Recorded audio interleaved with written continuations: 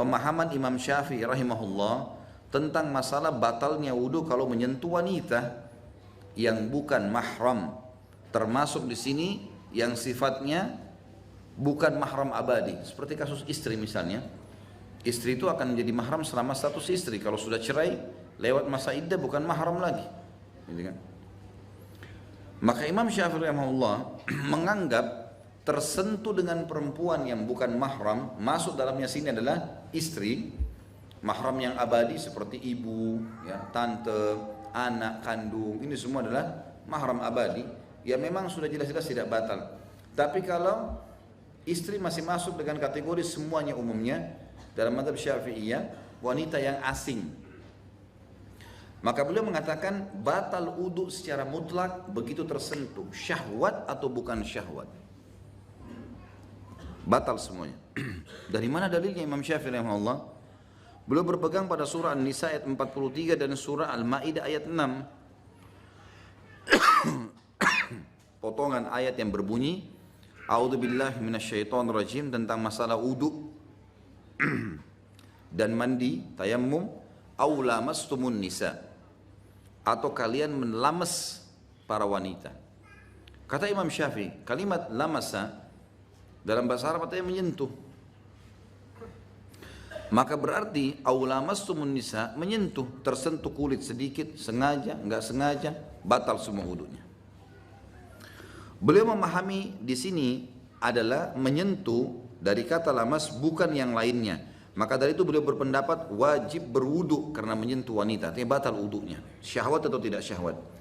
Sedangkan ulama lain di sini kebetulan dalam masalah ini secara khusus 3 ulama yang lain yang dijadikan pegangan, Imam Malik, Imam Abu Hanifah dan Imam Ahmad rahimahumullah semuanya, berkata kalimat aulamastumun nisa adalah berarti jima atau sentuhan yang diikuti dengan syahwat.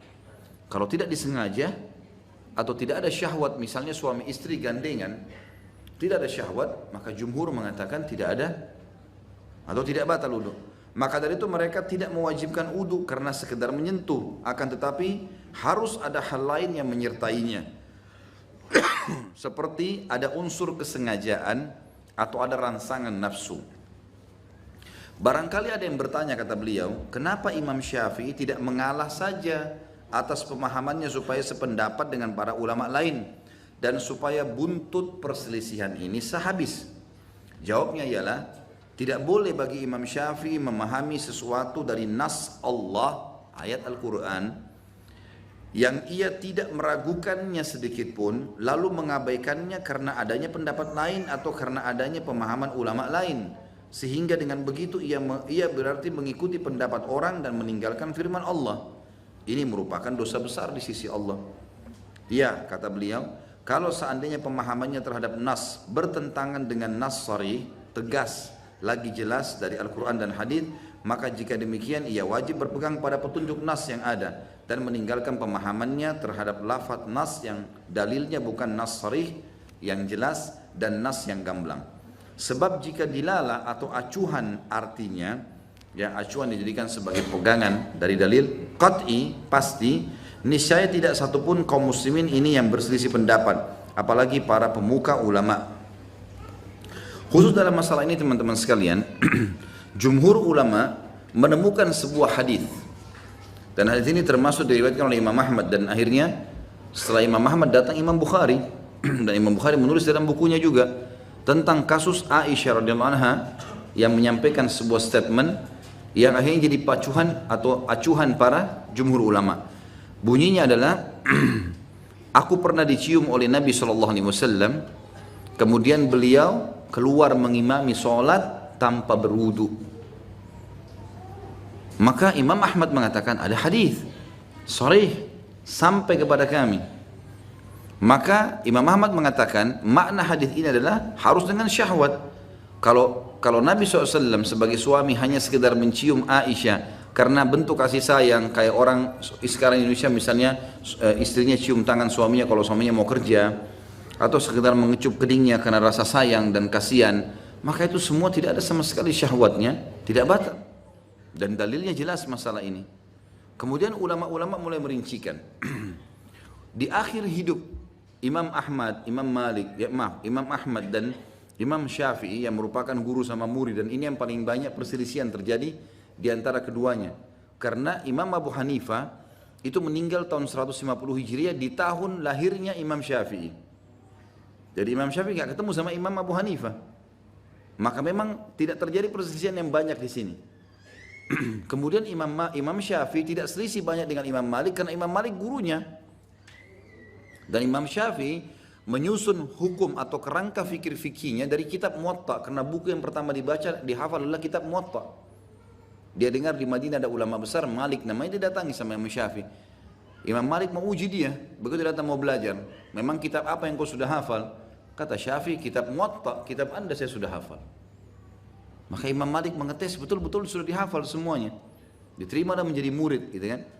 Tapi perselisihan terjadi akhirnya antara Imam Syafi'i dan Imam Ahmad rahimahumullah, karena Imam Ahmad juga belajar dari Imam Syafi'i. Sebagian ulama mengatakan muridnya, tapi pendapat yang benar sebenarnya bukan murid ya.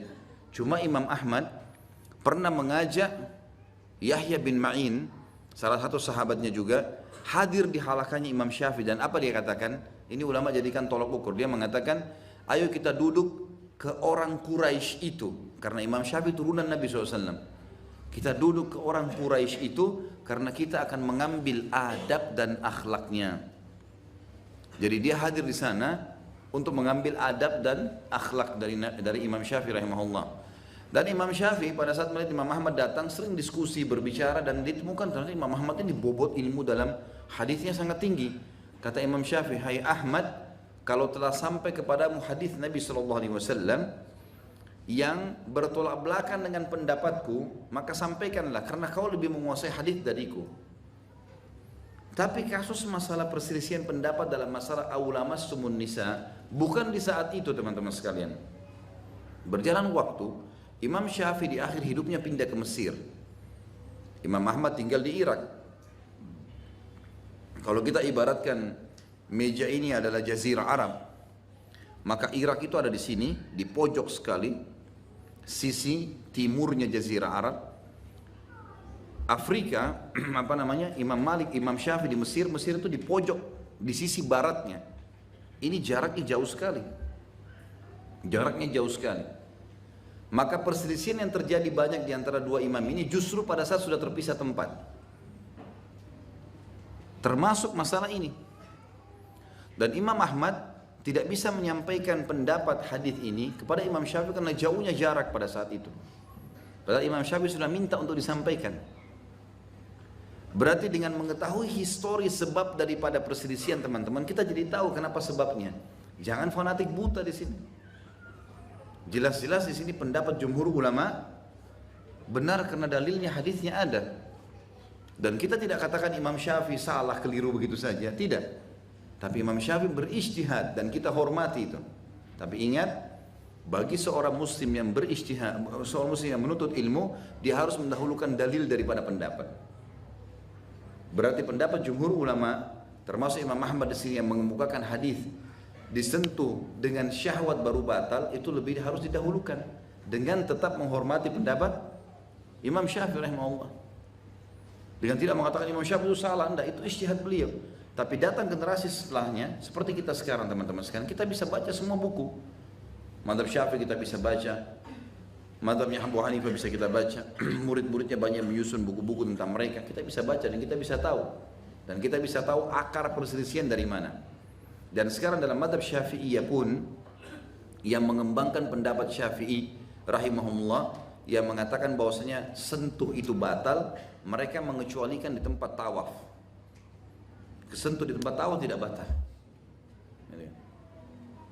Cuma sayangnya memang ada beberapa negara yang tidak mempelajari ilmu-ilmu ini, artinya tidak mempelajari poin-poin ini. Seperti kasus saya pernah tahun 89 di Kairo, belajar di Mesir.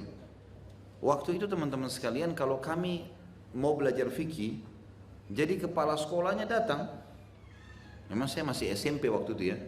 Tapi dia bilang, siapa yang mazhab Syafi'i? Saya sama sepupu saya angkat tangan. Siapa yang mazhab Maliki? Teman-teman dari Afrika angkat tangan. Siapa yang mazhab Abu Hanifah? Ya, teman-teman dari Turki, Eropa angkat tangan. Siapa yang mazhab Hanabila? Teman-teman dari Timur Tengah angkat tangan. Terus kami dipisah kelasnya.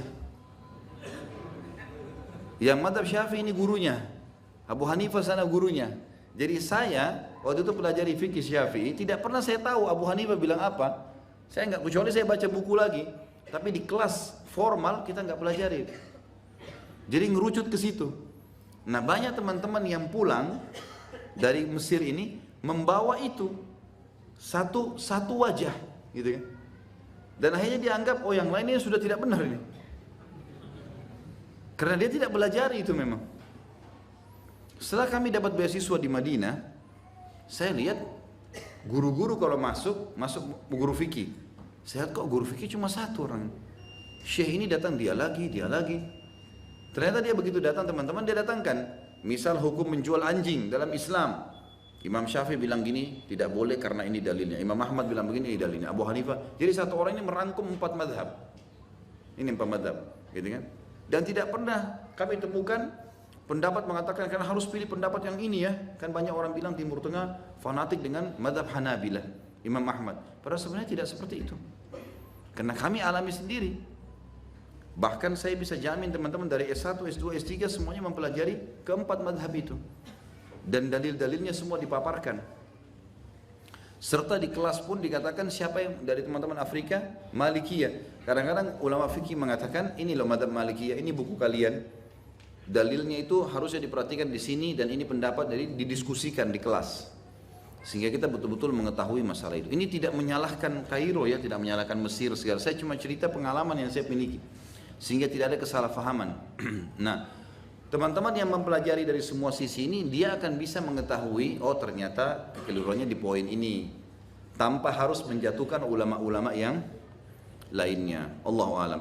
Jadi yang diingatkan oleh Syekh Abu Bakar rahimahullah, dan insya Allah pada pertemuan akan datang kita akan bahas khusus masalah sikap seorang muslim kepada pemimpin kaum muslimin atau ulil amr, dan apa yang wajib kita harus lakukan, apa yang boleh kita lakukan, apa yang tidak boleh kita lakukan dari ketaatan kepada mereka. Allahu a'lam. Dan insya Allah nanti setelah selesai sholat ba'diyah isya, silakan kalau ada yang mau bertanya ya, sesuai dengan tema. Dan saya lebih suka kalau tidak ada yang bertanya.